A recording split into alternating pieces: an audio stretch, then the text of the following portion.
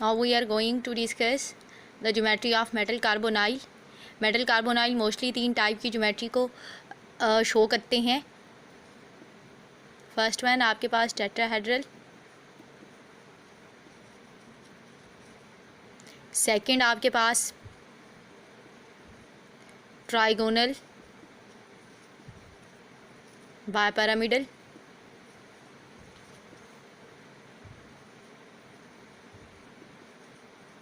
Third आपके पास octahedral.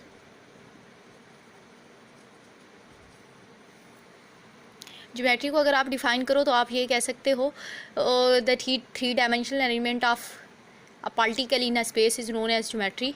तो अगर हम ड्रॉ करें कि टेट्राहेड्रल ज्योमेट्री किस टाइप की होती है, उसकी शेप कैसे होती है, तो आप इस तरह से उसे ड्रॉ करते हो.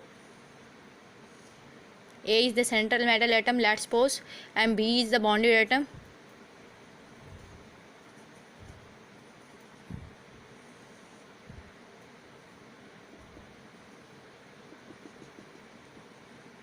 This is the tetrahedral geometry. The angle in tetrahedral geometry is equal to 109.5 degree.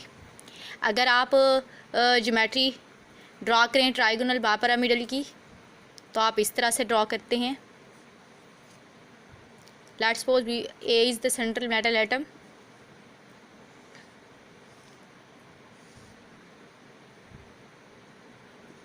B is the bonded atom. तो ये आपने सबसे पहले ट्राइगोनल बना ली, ट्राइंगल, और इसके 3 कॉर्नर हैं इसलिए हम इसे ट्राइगोनल कहते हैं. अब हम एक पैरामिड ऊपर ड्रॉ करेंगे, एक पैरामिड नीचे ड्रॉ करेंगे. Pyramid is a perpendicular line. अब देखें 2 पैरामिड डाले तो आपने इसको क्या बोला, ट्राइगोनल बायपैरामिडल ज्योमेट्री. अब आप देखें एक आपके पास ये एंगल आता है इस ज्योमेट्री में, that is equal to 90 degree, और दूसरा आपके पास यहाँ से यहाँ तक एंगल आता है, ये एंगल, ये एंगल और ये angle. These are angle are equal to 120. ये तमाम के तमाम एंगल आपके पास 120 डिग्री के हैं. द नेक्स्ट ज्योमेट्री जो आपकी मोस्टली मेटल कार्बोनाइल शो करते हैं वो आपके पास ऑक्टाहेड्रल है, जिसको आप मैथमेटिकली स्क्वायर प्लेनर बायपैरामिडल ज्योमेट्री भी बोलते हो. ए अगर आपके पास सेंट्रल मेटल एटम है तो आप सबसे पहले स्क्वायर प्लेनर ड्रॉ कर लेंगे.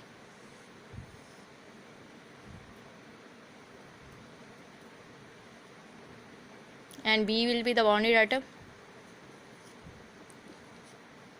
बॉन्डेड एटम आपके कुछ भी हो सकते हैं, वो एटम भी हो सकते हैं, वो मॉलिक्यूल भी हो सकते हैं, वो लिगेंड भी हो सकते हैं.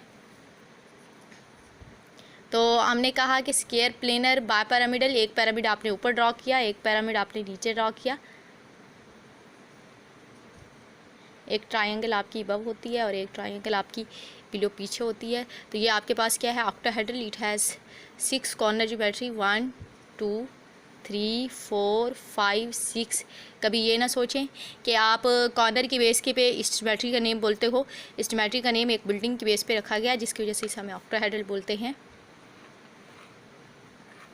इसकी डिस्कवरी जब हुई थी. तो मेटल कार्बोनाइल की ज्योमेट्रीज़ को आप कैसे फाइंड करोगे, आपको कैसे पता चलेगा कि अब आपके पास टेट्राहेड्रल है, ट्राइगोनल बायपैरामिडल है, या फिर आपके पास ऑक्टाहेड्रल है. तो इस पर्पज़ के लिए हम जो कंसेप्ट यूज़ करते हैं that is advancement in VBT, जिसको आप हाइब्रिडाइजेशन भी बोल सकते हो या जस्ट सिंपल वीबीटी भी बोल सकते हो. अकॉर्डिंग टू दिस कंसेप्ट जब भी आप कोऑर्डिनेशन केमिस्ट्री की कंपाउंड्स में कोऑर्डिनेशन केमिस्ट्री में कोऑर्डिनेशन कंपाउंड की स्ट्रक्चर को डिटरमाइन करते हो तो आपको following rules keep in mind होने चाहिए. The rules are before discussing the geometry of the compound, कि किसी भी मॉलिक्यूल की ज्योमेट्री को ड्रॉ करने से पहले आपको ये पता होना चाहिए कि मैंने किस तरह से ड्रॉ करनी है. तो उन रूल को फॉलो करते हुए आप इजीली ज्योमेट्री ड्रॉ कर सकते हो. फर्स्ट ऑफ ऑल आपको क्या करना होगा, आपको एक रूल रिमाइंड करना होगा. According to this rule the central metal atom have tendency to form its vacant orbital according to its coordination number. इस रूल के अकॉर्डिंग कि सेंट्रल मेटल एटम को की ये सलाहियत होनी चाहिए कि वो अपने वैलेंस शेल कॉन्फ़िगरेशन में जो उसके ऑर्बिटल्स मौजूद हों उनको क्या करे, वेकेंट करे. According to its coordination number, के अपने कोऑर्डिनेशन नंबर के अकॉर्डिंग वेकेंट ऑर्बिटल को क्या करना होगा, जनरेट करेगी। अब फिर आप क्या कहोगे, सेकंड स्टेप में आपने क्या करना होगा, सेकंड स्टेप में आपने ये करना होगा कि these vacant orbital of central metal atom, ये जो आपके पास वेकेंट ऑर्बिटल आपके जनरेट होंगे, the vacant orbital of central metal atom according to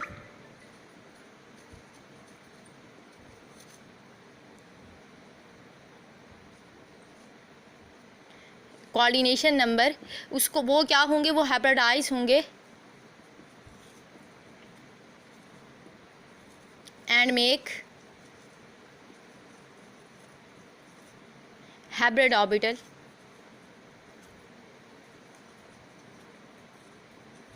अब आपको करना क्या होगा कि जो आपके वेकेंट ऑर्बिटल कोऑर्डिनेशन नंबर के इक्वल मेटल के होंगे वो क्या होंगे, मिक्स होंगे together.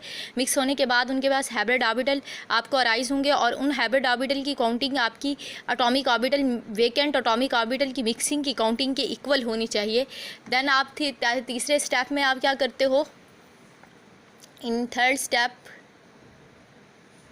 These vacant hybrid orbital, इसको आप ऐसे लिख दें, ए एच ऐसे रिप्रेजेंट कर लो, HYBRID, vacant hybrid orbital, it's just for representation.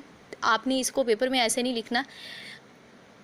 ये हाइब्रिड ऑर्बिटल जो हैं ये क्या करेंगे, ये ओवरलैप करेंगे with ligand filled orbital.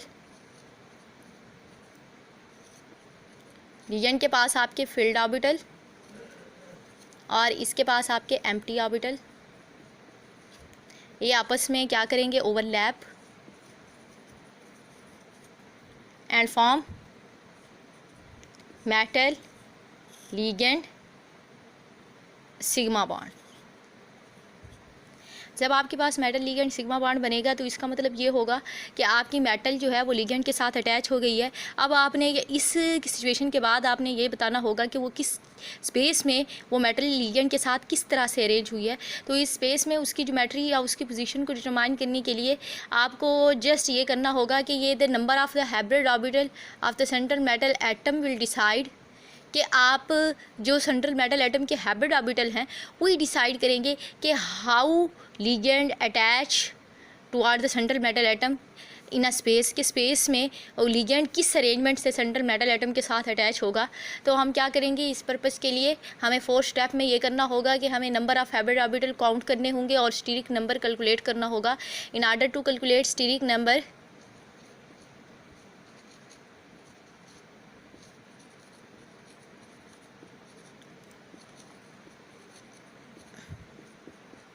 Of central metal atom और आइन, जो भी आपके पास मेटल एटम हो या आइन हो, इट इज़ जस्ट मैं I use abbreviation central metal atom, इस तरह से मैं लिख देती हूँ। तो it's mean central metal atom या आइन। आप उसको क्या करोगे, उसका स्टीरिक नंबर कैलकुलेट करोगे by counting number of hybrid orbital. जो आपके पास vacant hybrid orbital central metal atom के हैं उन्हें काउंट करके आप क्या करोगे, स्टीरिक नंबर कैलकुलेट कर लोगे। When we you calculate the steric number, जब आप स्टीरिक नंबर कैलकुलेट कर लेंगे तो you can predict the geometry of the central metal atom, आप प्रिडिक्ट कर सकते हो। अगर आपके पास स्टीरिक नंबर 4 हो तो आपकी स्पेस में ज्योमेट्री जो मॉलिक्यूल की होगी, जो स्पेस में उसकी रिप्रेजेंटेशन होगी, geometry of the molecule will be equal to tetrahedral.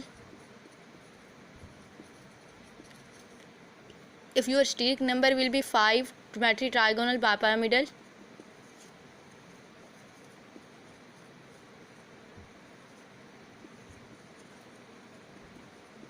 अगर आपका 6 होगा तो आपकी geometry octahedral and so on. 7 होगा तो आपके पास पेंटागोनल पैरामिडल। तो जब आपने स्टेरिक नंबर कैलकुलेट कर लिया तो आप इस काबिल हो जाएंगे कि आपने क्या करना होगा कि ज्योमेट्री डिटरमाइन कर लेंगे और ज्योमेट्री ड्रॉ करके आप किसी भी कम्प्लेक्स की ज्योमेट्री को इस तरह से प्रोजेक्ट कर लेंगे। अब हम इन तमाम रूल्स को जो हमने डिस्कस किए हैं उनको हम प्रैक्टिकली इम्प्लीमेंटेशन करेंगे in order to find the geometry of the metal carbonyl. तो first of all we can find the geometry of metal carbonyl, low nuclear metal carbonyl. जब आप क्लासिफिकेशन करते हो मेटल कार्बोनाइल की तो आपके पास दो टाइप के मेटल कार्बोनाइल राइज हुए थे। एक आपके पास लो न्यूक्लियर मेटल कार्बोनाइल और दूसरा आपके पास हाई न्यूक्लियर मेटल कार्बोनाइल। अब आपने क्या करना है कि हाई न्यूक्लियर मेटल कार्बोनाइल की अभी हम ज्योमेट्रीज को डिटरमाइन नहीं कर रहे, हम वो वाले मेटल कार्बोनाइल की ज्योमेट्री को डिटरमाइन कर रहे हैं जिनमें हमने लोकलाइज्ड बॉन्ड फाइंड किया था और उसके स्ट्रक्चर को डिटरमाइन किया था। तो that is the low nuclear metal carbonyl. Low nuclear metal carbonyl की अगर आप फर्दर टाइप देखो तो आपके पास दो टाइप्स अराइज होती हैं। एक आपके पास होमोलेप्टिक आते हैं और एक आपके पास नॉन होमोलेप्टिक आते हैं।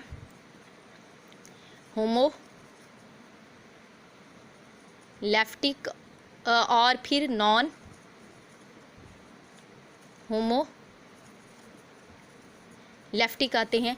तो अब हम इस केस में हमने क्या करना होगा कि हमने होमोलेप्टिक मेटल कार्बोनाइल को डिस्कस करना है आज के लेक्चर में। और होमोलेप्टिक मेटल कार्बोनाइल की अगर आप टाइप्स देखें तो आपके पास फर्दर टू टाइप्स आती हैं। एक आपके पास वो वाले कार्बोनाइल होते हैं जो आपके पास only and only on the base of type of the central metal atom, वो आपके मानो न्यूक्लियर होते हैं। मीन के उसमें सिर्फ एक टाइप की मेटल मौजूद होती है और एक काउंटिंग की तो आज के मानो न्यूक्लियर। और फिर आपके पास di nuclear, tri nuclear, tetra nuclear, hetero भी हो सकता है और होमो भी हो सकता है। तो आज के लेक्चर में आपने जो स्टडी करना है जिन मेटल कार्बोनाइल की एक क्या करनी ज्योमेट्री स्टडी करनी है वो आपके पास homo nuclear metal carbonyl, homoleptic metal carbonyl, होमो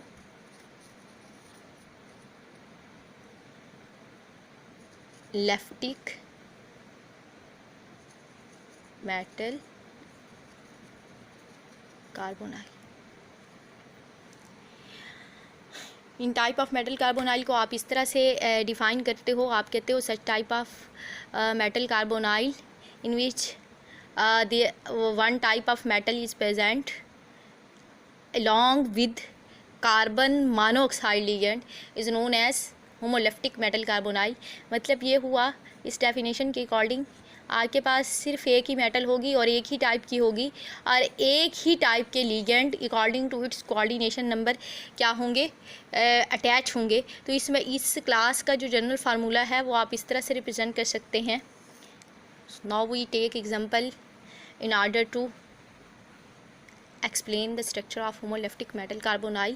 homoleptic metal carbonyl की आपका जनरल फार्मूला आपके पास इस तरह से है।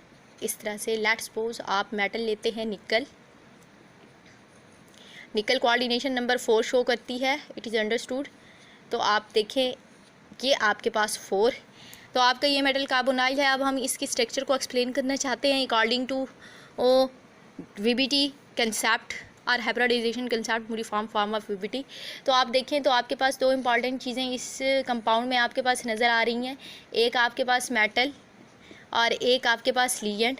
The according to rule the central metal atom have tendency to creates its vacant orbital और दीज वेकेंट ऑर्बिटल हाइब्रिडाइज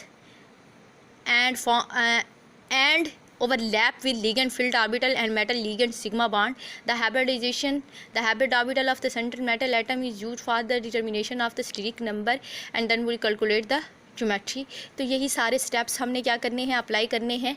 अब हम इस केस में हम इसको क्या करेंगे, अप्लाई करेंगे निकल टेट्राकार्बोनाइल की स्ट्रक्चर को एक्सप्लेन करने के लिए। सबसे पहले हमने क्या करना होगा, वेकेंट ऑर्बिटल को जनरेट करना होगा। ये देखना होगा कि निकल के पास ऑलरेडी 4 वेकेंट ऑर्बिटल अवेलेबल हैं ये नहीं हैं। तो इस पर्पज़ के लिए आपको निकल की इलेक्ट्रॉनिक कॉन्फ़िगरेशन करनी पड़ेगी।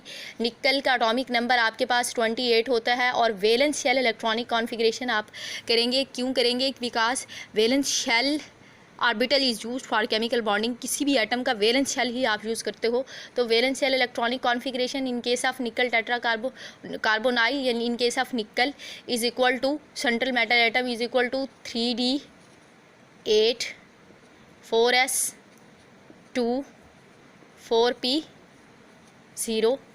अब आप तब तक ये फाइंड नहीं कर सकते कि either it have vacant orbital, how much vacant orbital. अगर आप इसको क्या करें इसकी पिजन होल डायग्राम बनाएं तो आपको पास क्लियर कट इन्फॉर्मेशन हो जाएगी कि इसके पास कितनी वेकेंट ऑर्बिटल मौजूद हैं और ये किस तरह से वेकेंट ऑर्बिटल को जनरेट कर सकती है। 1 2 3 4 5 ये आपने 3D ड्रॉ कर दिया in case of pigeon hole diagram. D के पास आपके 5 डिजनरेट ऑर्बिटल थे और आपने उसको ड्रॉ कर लिया। 8 इलेक्ट्रॉन हैं तो आप इधर 8 इलेक्ट्रॉन क्या करेंगे, प्लेस करेंगे। 1 2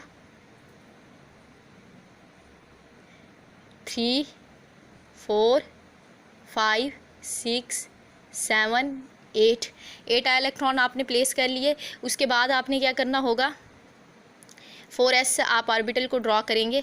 4s के पास आपके 2 ऑर्बिटल हैं और आपके पास ये आपका वेकेंट ऑर्बिटल है, इसके पास आपके 3 ऑर्बिटल हैं। अगर आप देखें कि कोऑर्डिनेशन नंबर के अकॉर्डिंग आपके पास वेकेंट ऑर्बिटल मौजूद हैं या नहीं हैं, तो आप सबसे पहले ये कंफर्म करेंगे the vacant orbital in case of nickel tetracarbonyl in this state ground state is equal to 3। और आपके 3 कार्बोनाइल लिगेंड तो इसके साथ अटैच हो सकते हैं कि व्हाट इज अबाउट 4 कैसे करेगा। जब मेटल कार्बोनाइल में कार्बन मोनोऑक्साइड लिगेंड मेटल से अप्रोच करता है तो ये वाला लिगेंड फर्स्ट लिगेंड अप्रोच कर सकता है, सेकंड भी अप्रोच कर सकता है, थर्ड भी अप्रोच कर सकता है। लेकिन जब 4 लिगेंड आएगा तो उसके पास ऑलरेडी उसके एस ऑर्बिटल में 2 इलेक्ट्रॉन हैं। तो आपका जैसे ही लिगेंड अप्रोच करेगा, अभी केमिकल बॉन्डिंग नहीं हो रही, जस्ट अप्रोचिंग हो रही है, एक लिगेंड आने की कोशिश कर रहा है। जैसे अप्रोच होगा तो आपके लिगेंड के इलेक्ट्रॉन्स और मेटल के इन 2 इलेक्ट्रॉन्स के दरमियान रिपल्शन होगी। क्योंकि इस every orbital have tendency degenerate orbital have tendency और orbital have tendency to retain 2 electron. तो अब ये 4 इलेक्ट्रॉन तो कभी भी रिटेन नहीं कर सकता। तो ये क्या करेगा, इसके पास इतनी स्पेस नहीं होती, इतनी इसकी प्रोबेबिलिटी नहीं होती कि 4 इलेक्ट्रॉन अपने अंदर क्या करे, एकमुलेट करे। तो 1 इलेक्ट्रॉन इसके साथ रिपल्शन शो करेगा और 1 इलेक्ट्रॉन आपका इसके साथ रिपल्शन शो करेगा लिगेंड का। जब ये रिपल्शन इनकमिंग और आउटकमिंग इलेक्ट्रॉन की होगी तो आपका ये वाला जो इलेक्ट्रॉन है मेटल का, ये एनर्जी लेगा, गेन करेगा इस रिपल्शन से। जब ये एनर्जी गेन करेगा तो इसकी एस ऑर्बिटल से एनर्जी हाई हो जाएगी और इसकी रिजिम्बल किससे कर जाएगी, डी ऑर्बिटल से। तो ये इलेक्ट्रॉन यहाँ से किधर चला जाएगा, डी ऑर्बिटल में 1 प्रमोट हो जाएगा और इसी तरह से सेकंड इलेक्ट्रॉन भी प्रमोट हो जाएगा जैसे ही आपका लिगेंड अप्रोच करेगा। अब मेटल के पास आपकी कितनी वेकेंट ऑर्बिटल हो गए, it equal to its coordination number 1 2 3 4। और ऐसा क्यों होता है कि ये इलेक्ट्रॉन प्रमोट इधर होता है, because it is strong field ligand. इसकी स्ट्रॉन्ग फील्ड लिगेंड वो वाले लिगेंड होते हैं जिनकी अट्रैक्शन सेंट्रल मेटल एटम की तरफ मैक्सिमम होती है।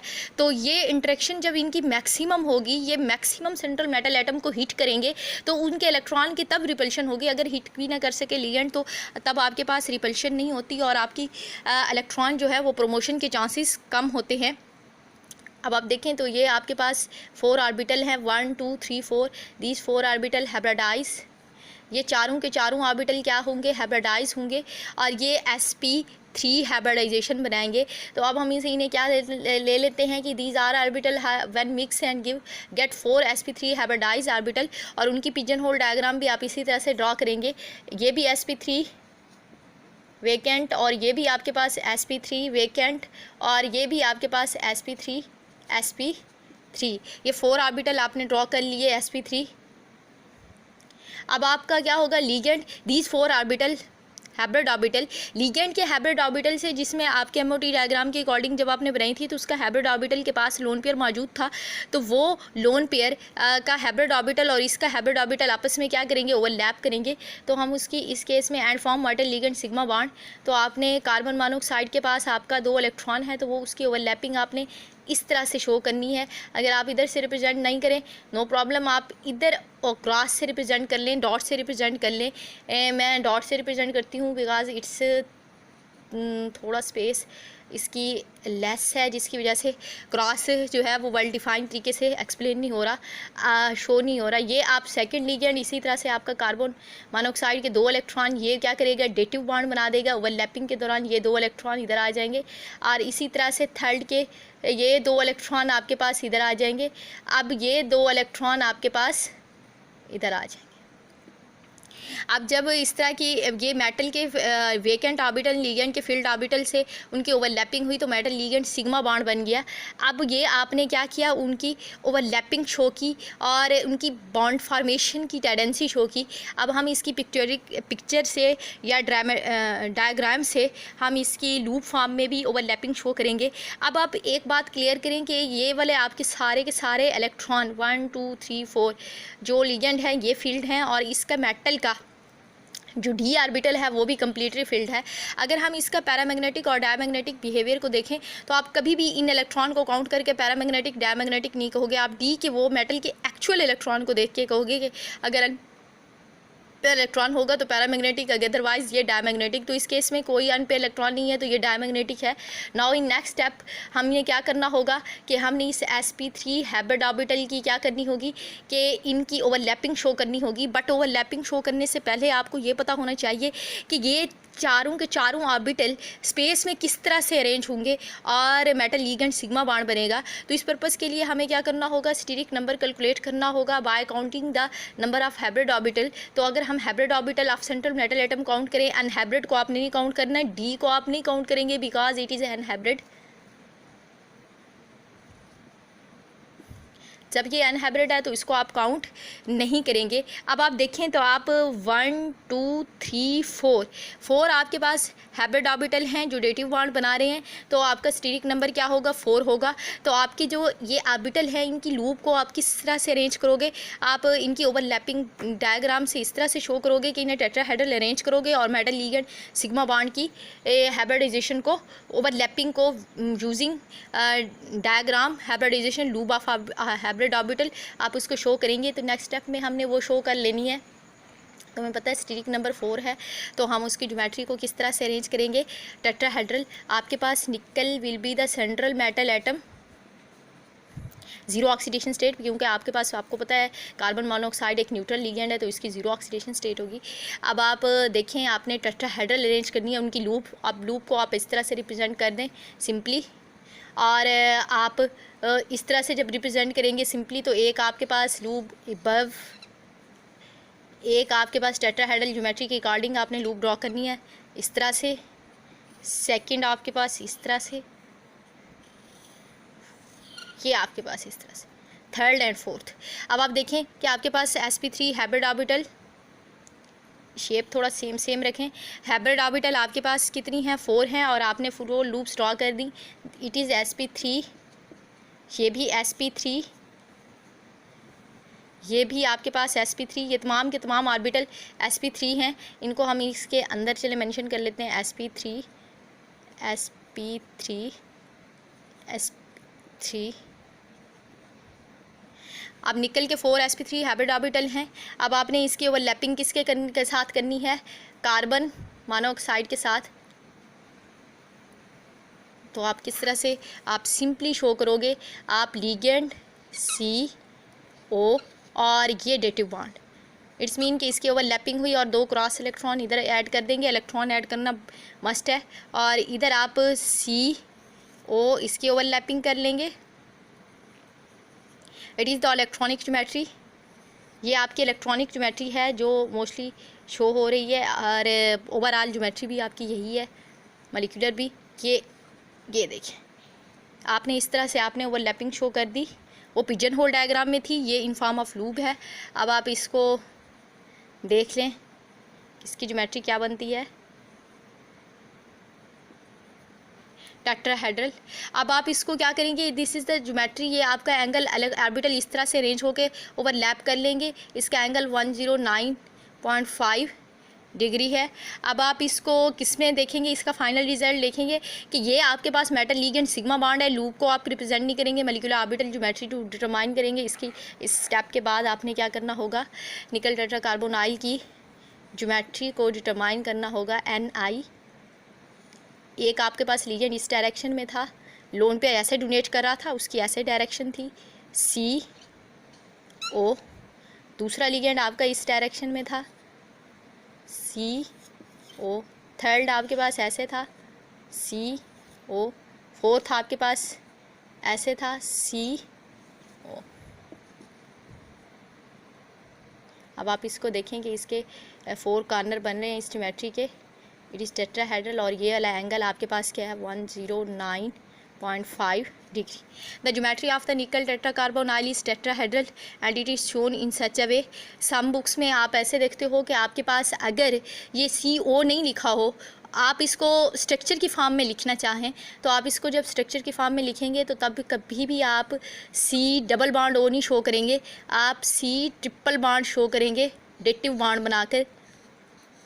इसके ऊपर पार्शियल पॉजिटिव आप शो करेंगे और इधर भी आपका पार्शियल पॉजिटिव होगा। अगर आप चार्ज मेंशन नहीं करें तो तब भी ठीक है। अब ये देखें कि hybridization theory is only and only explain the sigma bond formation. तो हमने जब सिग्मा बॉन्ड बनाई है तो हम कभी भी इस बॉन्ड को पाई बैक बॉन्डिंग के बाद रिवर्स नहीं करेंगे, हम जस्ट सिग्मा बॉन्ड शो करेंगे। पाई बैक बॉन्डिंग अक्कर होती है बट हाइब्रिडाइजेशन थ्योरी में आप सिग्मा बॉन्ड एक्सप्लेन कर रहे हैं तो आप सिर्फ सिग्मा बॉन्ड को क्या करेंगे, रिप्रेजेंट करेंगे। ये आपने स्ट्रक्चर क्या की मेटल कार्बोनाइल के केस में फर्स्ट एग्जांपल के साथ आपने मोनो न्यूक्लियर मेटल कार्बोनाइल के स्ट्रक्चर को डिटरमाइन कर लिए। Now you the question for you is that, आप लोगों के लिए क्वेश्चन ये है कि आपने प्रैक्टिस करनी है किसकी, मोनो न्यूक्लियर मेटल कार्बोनाइल की भी, और स्ट्रक्चर को प्रिडिक्ट करना है किन कंपाउंड की। फर्स्ट वन आपके पास कंपाउंड है आयरन पेंटा कार्बोनाइल CO5। सेकेंड आपके पास कंपाउंड है क्रोमियम हेक्सा कार्बोनाइल। थर्ड आपके पास कंपाउंड है वनीडियम हेक्सा कार्बोनाइल। इन कंपाउंड के ऊपर आप प्रैक्टिस करें, इन 3 कंपाउंड्स के ऊपर, और इनकी ज्योमेट्री को प्रिडिक्ट करें। This is all about the geometry of mono nuclear homoleptic metal carbonyl.